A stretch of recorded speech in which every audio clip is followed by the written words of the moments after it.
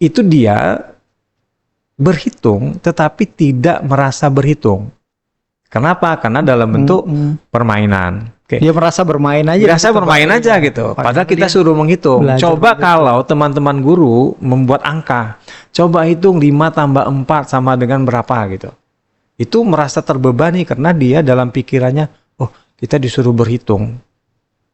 Kenapa harus suka matematika? Karena ada ungkapan yang mengatakan matematika adalah ibu dari semua ilmu pengetahuan.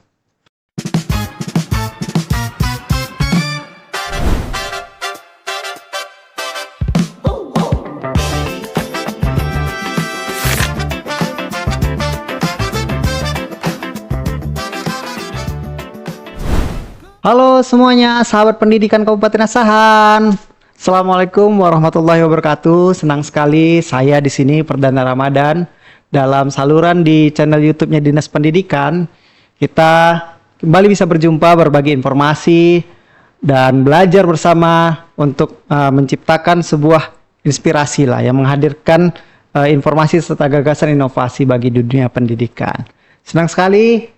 Dalam episode hari ini saya kedatangan tamu ataupun narasumber yang hebat, luar biasa, yang nantinya akan membagikan seputar matematika bergembira. Matematika gembira. Ya, di depan saya telah ada Bapak narasumber dari UPT Kementerian Pendidikan Dasar dan Menengah, Balai Besar Guru dan Tenaga Pendidikan Sumatera Utara, Pak Mahmud Zulkifli, SPD MFI. Ya, benar.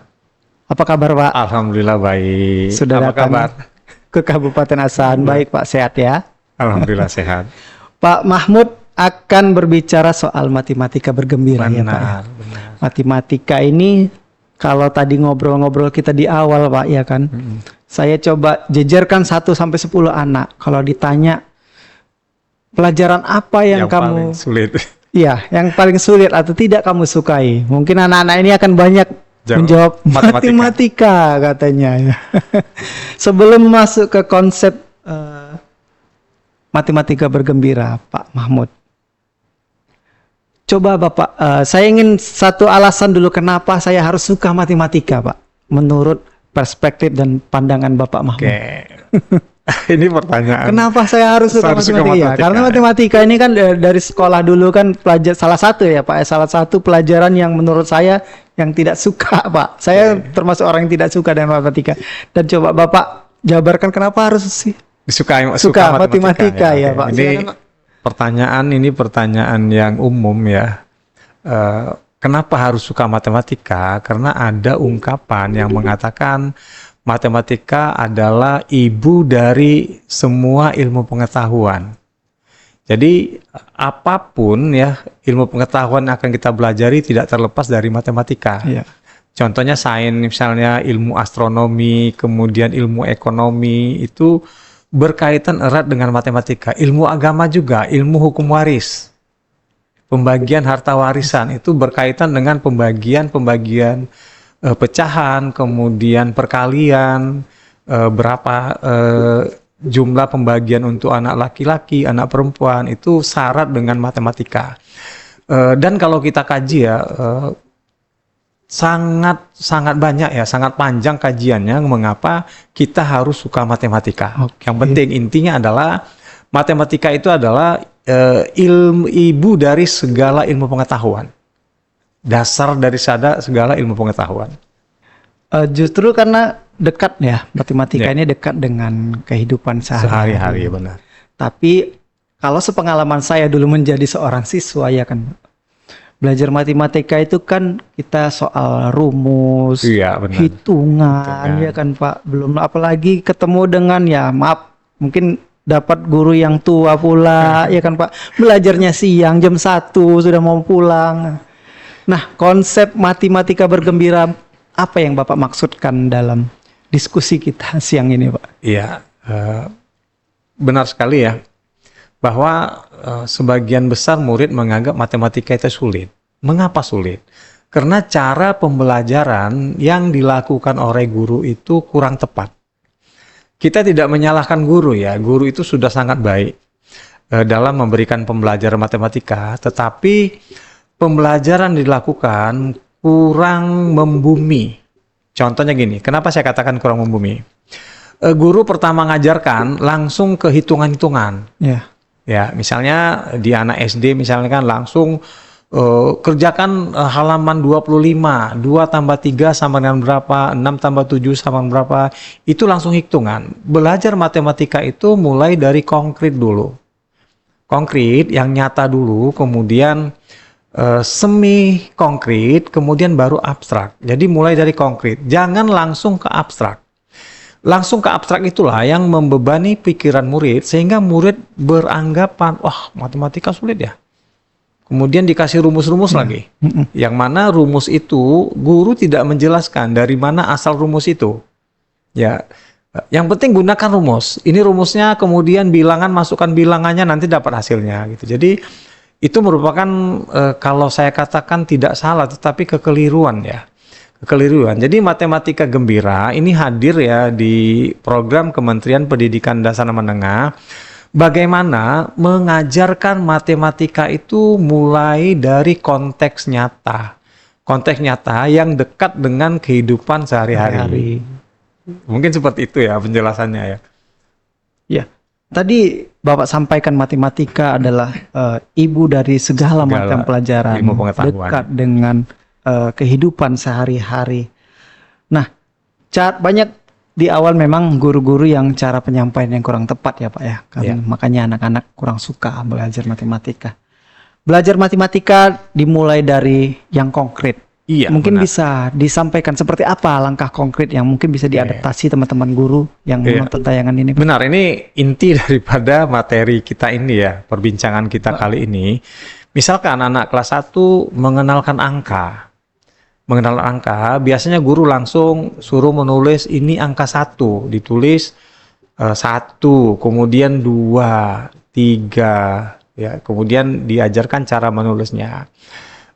Itu kurang tepat. Yang tepat adalah bagaimana angka 1 itu bentuknya seperti apa sih? Kalau dalam hal benda nyatanya, misalnya bisa teman-teman guru itu menggunakan alat peraga dulu atau media-media konkret. Misalnya batu atau kerikil. Ini 1 sih dibuat kerikilnya 1. Kemudian bisa juga dibawa ke ruangan guru. Misalnya guru berkumpul ada berapa orang di ruang guru, ada 3, ini 3 ya. Jadi kenalkan dulu konkretnya, baru nanti menulisnya. Angka 3 itu nulisnya seperti apa sih? Seperti bebek gitu. Angka 4 seperti bangku dan seterusnya. Jadi kenalkan dulu konteks nyatanya. Di dalam kehidupan sehari-hari itu banyak sekali yang bisa kita contohkan. Itu baru pengenalan bilangan ya. Kemudian menjumlahkan juga. Teman-teman guru bisa menggunakan berbagai media konkret. Menjumlahkan bisa dengan batu-batuan kerikil juga. Kemudian nanti dalam melaksanakan perhitungan itu dilakukan dengan permainan. Contohnya misalnya permainan engklek, permainan congklak kalau orang Asan bilang ya, congkak dan seterusnya. Itu bisa dapat kita gunakan konteks nyata agar anak-anak itu menghitung tidak merasa seperti menghitung. Ya, mungkin itu contohnya ya yang gampang ya, yang gampang kita berikan ya. Tadi harus ada inovasi juga ya, Pak, ya, dari guru supaya matematika tidak begitu membosankan. Mungkin ada contoh Pak yang supaya matematika ini tidak membosankan, praktiknya seperti apa yang pernah Bapak ajarkan ke teman-teman guru? Misalkan dalam penjumlahan ya. Penjumlahan ini untuk anak kelas bawah, fase A namanya. Fase A itu kelas 1 dan kelas 2. Menjumlahkan misalnya teman-teman guru bisa mengakukan permainan, ya permainan misalkan bermain congklak misalnya. Congklak itu kan teman-teman yang di Asahan mungkin udah akrab ya. Ada 5 lubang, kemudian 1 kepala. Nanti dimainkan, ini per grup ya, dimainkan, dijatuhkan satu, kemudian mati, kan ada matinya. Matinya itu apabila anak congklak itu tidak jatuh pada tempat yang kosong. Iya, benar. Ya. Kemudian congklak yang ada pada tempat dia, pada sisi pemain itu dihitung. Di lumbung pertama dapatnya berapa, lumbung kedua dapat berapa, lumbung ketiga dapat berapa. Kemudian nanti mereka suruh menghitung itu, lumbung 1 sampai lumbung 5 berapa hitungannya. Itu dia berhitung tetapi tidak merasa berhitung. Kenapa? Karena dalam bentuk permainan. Oke. Dia merasa bermain aja. Merasa bermain aja gitu. Padahal kita suruh menghitung. Coba kalau teman-teman guru membuat angka. Coba hitung 5 tambah 4 sama dengan berapa gitu. Itu merasa terbebani karena dia dalam pikirannya, oh kita disuruh berhitung. Ya, kalau dengan permainan congklak, itu contohnya ya, banyak permainan lainnya. Itu merasa bermain, tidak merasa berhitung. Padahal memang kita suruh menghitung. Contohnya ya. Kemudian nanti kalau guru yang kreatif itu bisa dibuat games. Ya, game itu misalnya perhitungan siapa yang besar itu juara misalnya. Itu kan per kelompok nanti. Misalnya kelompok pertama itu 5 orang, kelompok kedua 5 orang gitu. Nanti main si A, dilanjutkan main si B, dihitung juga. Jadi siapa yang banyak dapat di lumbungnya itu nanti dikategorikan juara. Misalnya dikasih hadiah permen apa-apa gitu. Itu akan memotivasi anak ya. Motivasi anak. Walaupun kita keluarkan permen seharga 500 perak atau 1000 perak gitu. Dan pembelajaran di ruang kelas pun jadi lebih seru. Lebih seru, lebih menarik. Oke, lebih menarik. Contohnya ini, itu ada gambar, ini mengenalkan bilangan ya. Yang di kiri itu ada pohon pisang. Itu nanti anak disuruh mengamati pohon pisang, itu berapa daunnya gitu, pelepahnya. Kalau ini orang asal bilang pelepahnya gitu. Itu mereka akan menghitung 4 gitu. Ini contohnya untuk mengenalkan angka ya. Jadi tidak langsung kita tulis ini 4 loh anak-anak, enggak. Itu contohnya. Yang kedua, yang di tengah itu ada gambar ini gambar absen itu. Absensi ya. Absen itu si A, si B, si C, si C atau 1 2 3 4. Tuh. Jadi nanti sambil bertanya si D itu misalkan kita namai A B C D ya, A B C D. Si D itu urutan keberapa? Urutan keempat. Kemudian yang ketiga itu ada parcel lah ya, parcel ya. Situ nanti bisa kita bertanya, sirupnya ada berapa botol sih anak-anak gitu. Ya, seperti ini contoh yang kreatif. Jadi intinya guru itu memang harus kreatif ya. Dalam merancang pembelajaran ya yang kontekstual ya. Agar anak-anak itu tidak abstrak ya. Pembelajaran matematika itu kalau masih SD itu umumnya konkret. Nanti kelama-kelamaan baru semi konkret, kemudian baru abstrak. Kalau udah menghitung itu udah abstrak. Ya. Oke. Oke Pak. Nah, matematika bergembira seperti yang Bapak sampaikan di awal tadi.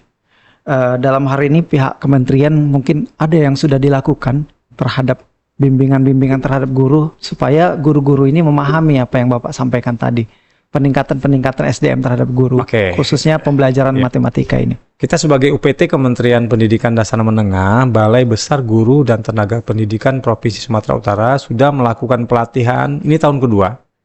2025 berarti pertama. 2025 benar, ini tahun yang kedua. Kemudian setelah pelatihan tidak kita lepas ya, kita melakukan pemantauan, kita berkunjung ke sekolah-sekolah tempat guru tersebut mengajar, kemudian kita lihat bagaimana pembelajaran yang mereka laksanakan. Oke. Kemudian tahun 2026 ini angkatan kedua, tahun kedua kita sudah masuk angkatan kedua. Melaksanakan pelatihan ini ya tahun kedua, tapi kuotanya tidak banyak ya. Kuotanya untuk SD itu sekitar 60 orang, kemudian untuk TK PAUD 60 orang.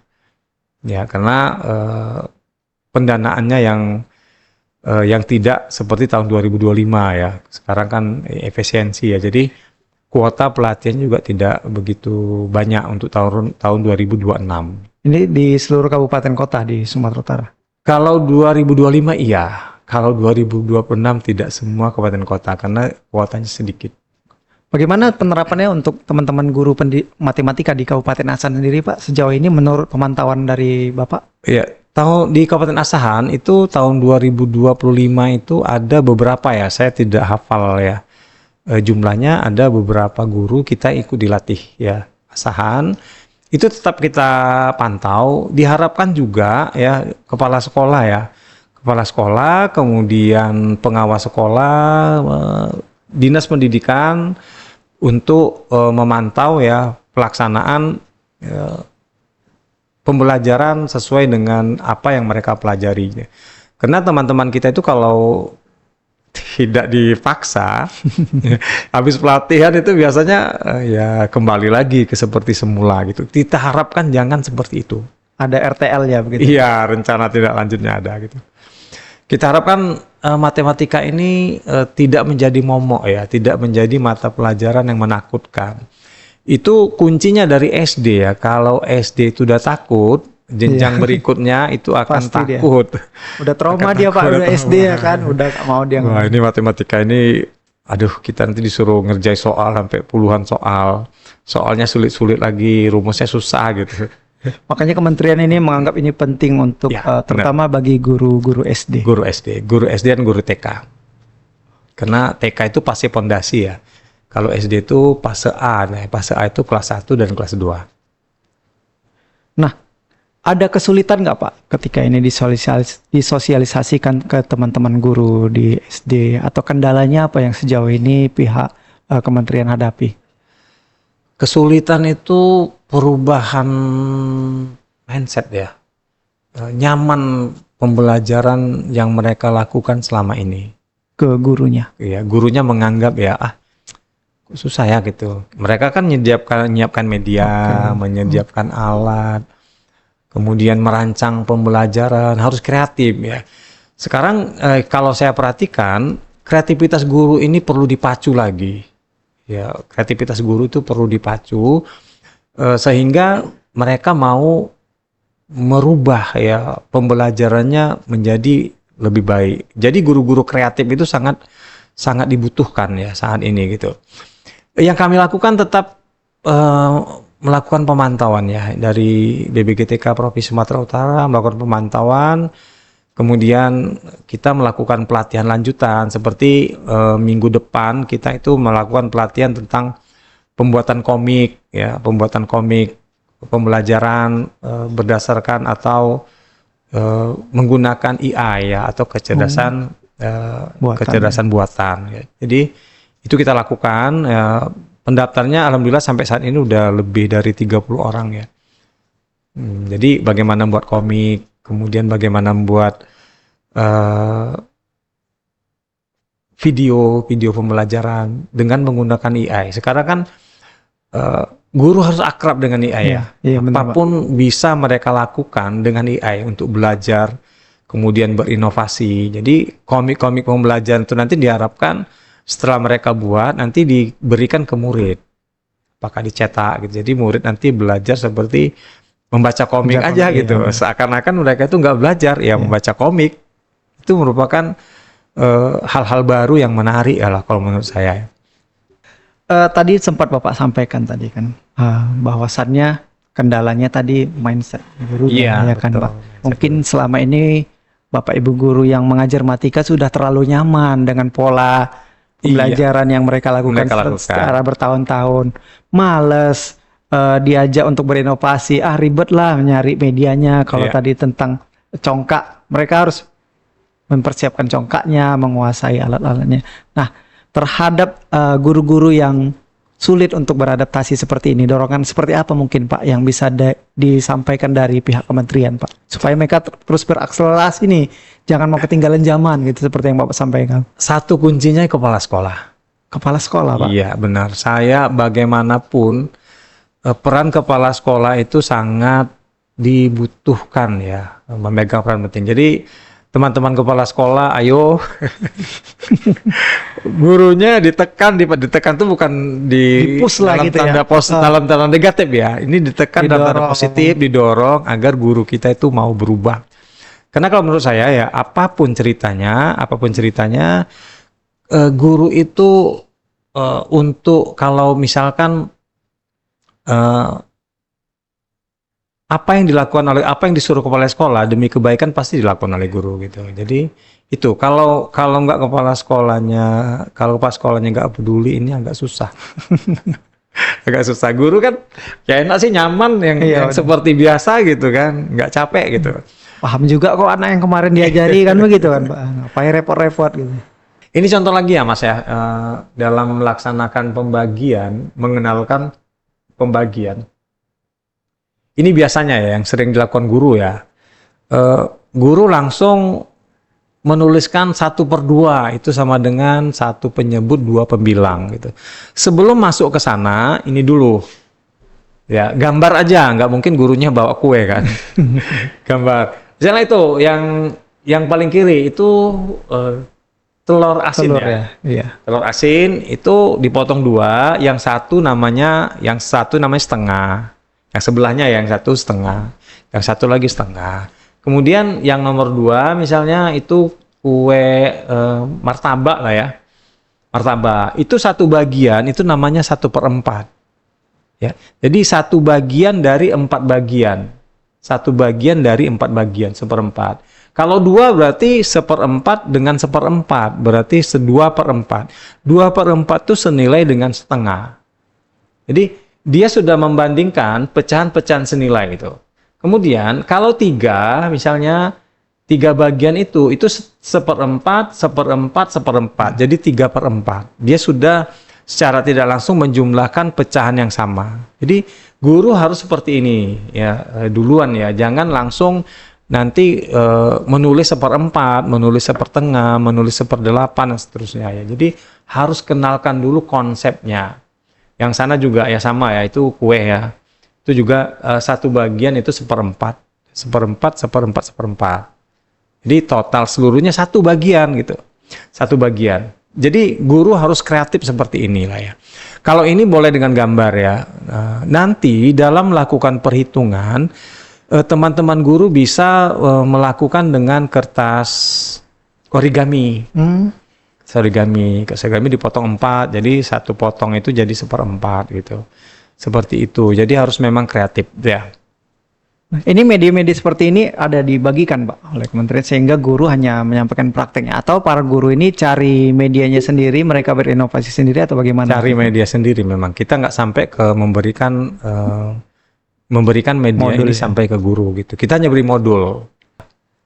Makin lama matematika itu makin tinggi kelasnya, itu kan makin abstrak. Ya, misalkan kelas 6 itu udah banyak menghitung. Kemudian apalagi SMP, SMA ya, itu udah SMA itu kayaknya udah sulit ya untuk mengkonkretkan karena integral, limit, turunan itu sulit dikonkretkan ya. Jadi kalau masih SD umumnya ya sampai 50% masih bisa dikonkretkan. Contohnya misalkan menghitung luas daerah atau volume bangun ruang. Itu kan ada rumus ya, panjang kali lebar misalnya, setengah alas kali tinggi untuk segitiga. Itu teman-teman guru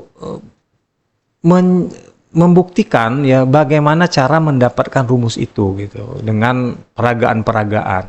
Jangan langsung rumus luas persegi sama dengan sisi kali sisi, persegi panjang sama dengan panjang kali lebar. Coba kerjakan soal gitu. Itu kurang tepat ya, itu masih abstrak sekali. Jadi ya, bagaimana cara mendapatkan rumus itu gitu. Ya, kalau perlu atau sebaiknya gunakan media-media. Ya, media-media misalkan kertas misalnya yang dipotong-potong, misalnya kertasnya 6 kali 3 cm misalnya. Jadi dipotong 6 dan potong 3. Jadi banyaknya berapa? 6 kali 3 kan 18 gitu. Jadi luasnya 18 satuan seperti itu ya. Nanti baru ke perhitungan. Ya, jadi yang jelas konkretnya dulu gitu. Kadang-kadang ini yang banyak diabaikan oleh teman-teman kita ya. Teman-teman guru mungkin mau cepet ya. Iya, pengen cepet siap. Target kurikulumnya harus tercapai ini cepat gitu supaya jangan nanti ketinggalan kita pelajaran gitu. Jadi ya pelan-pelan dulu lah. Matematika kan masuk ke mata pelajaran diujikan di tes kemampuan akademik. Ya, jadi teman-teman guru juga ya tes kemampuan akademik itu mohon dipelajari soal-soalnya. Kemudian siswa itu sampai materinya kepada materi-materi untuk yang diujikan di tes kemampuan akademik. Karena tes kemampuan akademik ini salah satunya adalah sebagai nilai untuk melanjutkan ke jenjang berikutnya. Kalau SD digunakan untuk melanjutkan ke SMP, SMP digunakan untuk melanjutkan ke SMA. Walaupun pada dasarnya tes kemampuan akademik itu tidak wajib ya, tidak wajib. Tetapi perannya nilai tes kemampuan akademik itu sangat sangat banyak ya perannya gitu, walaupun tidak diwajibkan. Mungkin itu ya. Nah, ini sudah dilakukan ya Pak ya bagi Sudah. teman-teman guru mengenai matematika bergembira ini. Ya. Mungkin ada laporan Pak bagaimana mungkin tingkat pemahaman mereka, tingkat pemahaman siswa dalam menerima pembelajaran matematika model yang bergembira ini. Waktu kita mengadakan monitoring ya pada waktu OJT namanya on the job training, kalau segi kemampuan belum kita lihat ya, maksudnya segi nilai gitu belum kita lihat, tapi dari segi antusiasme murid dalam belajar itu sangat baik. Jadi rata-rata murid itu belajar dengan gembira, dengan enjoy, kemudian tidak ada beban karena belajar matematika itu dilakukan dengan permainan-permainan. Nah, dalam prakteknya seperti yang Bapak sampaikan tadi, matematika dilakukan jangan jadi beban, jangan jadikanlah ini sebagai bentuk permainan. Mungkin bagi teman-teman guru matematika yang menonton video ataupun tayangan ini, apa pesan ataupun motivasi yang bisa Bapak sampaikan untuk tenaga pendidik matematika, khususnya di Kabupaten Asahan, Pak? Terima kasih ya, ini tuh teman-teman guru matematika. Saya guru matematika, pernah di SMP 4 Kisaran ya, Sidodadi ya. Diharapkan kreativitas ya. Kreativitas kita, guru matematika dalam merancang pembelajaran, agar pembelajaran itu menjadi menarik ya. Banyak media-media yang bisa kita gunakan untuk belajar, di antaranya AI ya, apakah ChatGPT, Gemini dan sebagainya. Di situ teman-teman ketik aja promptnya. Ya, misalkan ya, bagaimana pembelajaran matematika persamaan linear dua variabel misalnya. Jadi dia akan memberikan ide bagaimana pembelajaran yang kita lakukan. Nanti kita tinggal mengadopsi aja, oh ini cocok nih kayaknya gitu, untuk diusung ke pembelajaran kita. Demikian juga untuk teman-teman guru SD gak guru mapel ya, guru kelas. Demikian juga teman-teman guru SD terus berinovasi, itu yang paling penting. Berinovasi, kemudian kalau kita bingung ya inovasi apa ya yang akan kita gunakan gitu. Ya minta bantu aja asisten kita yaitu ChatGPT atau yang lainnya Gemini juga, yang AI ya. Itu asisten kita. Kalau sekarang saya terus terang aja itu asisten saya juga. Bagaimana merancang pembelajaran walaupun saya widesuara ya. Jadi perlu juga kita tuh dengan guru itu apa inovasi yang kita lakukan agar guru itu nggak bosan gitu dalam mengikuti materi kita. Oke, luar biasa sekali Pak perbincangan kita.